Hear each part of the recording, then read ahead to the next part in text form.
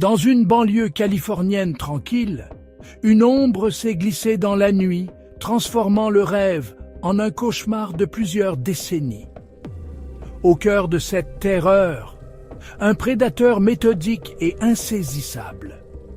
Pendant 40 ans, il a étudié ses proies, s'introduisant dans l'intimité des foyers, là où l'on se croit le plus en sécurité.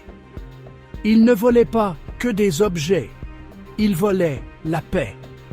Mais comment a-t-il pu commettre de telles atrocités et disparaître pendant 40 ans? Dans ce quartier paisible, une innocence règne, mais bientôt brisée à jamais. Dans l'ombre, la silhouette d'un homme se dessine. Ce n'est pas encore un tueur, c'est une intelligence froide, méthodique, qui apprend. Il entre dans les maisons, non pas pour voler, mais pour étudier. Il observe les routines, les vulnérabilités. Chaque intrusion est une répétition, la naissance d'un monstre. La phase d'observation terminée, il passe à l'acte. Avec une efficacité glaçante, il s'introduit sans un bruit. Pas d'effraction violente, juste une porte non verrouillée. À l'intérieur, il attaque. La surprise est totale. Il ligote ses victimes avec une précision méthodique. Mais l'agression n'est pas la fin. Des semaines plus tard, il appelle.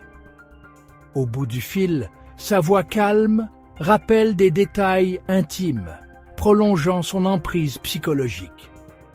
Le contrôle continue. La police pense l'avoir compris. Erreur, car il change de ville, change de méthode, change de rythme.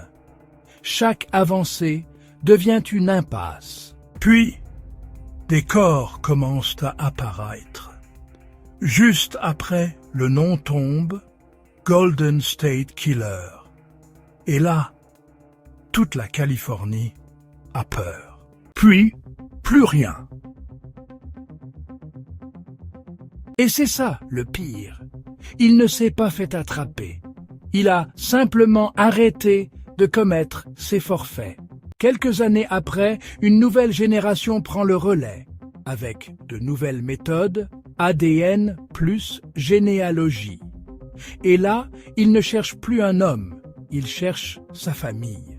Et soudain, un nom apparaît, un ancien policier, Joseph James, D-A-N-G-L-O. Ils se mettent à le surveiller, pas d'erreur, pas de précipitation, puis un jour, le suspect jette un objet.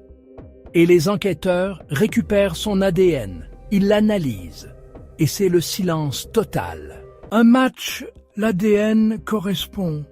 Après 40 ans, ils l'ont tué. En avril 2018, il est interpellé chez lui. Pas de fuite, pas de lutte.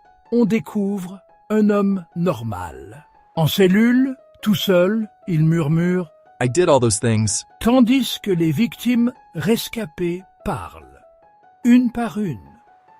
Et lui, rien. Il sera condamné à la prison à vie, sans possibilité de sortie. Pendant 40 ans, il vivait parmi tout le monde. Et personne n'a rien vu. Incroyable. Dis-moi en commentaire. Tu penses qu'un monstre comme ça peut encore se vivre inaperçu aujourd'hui ?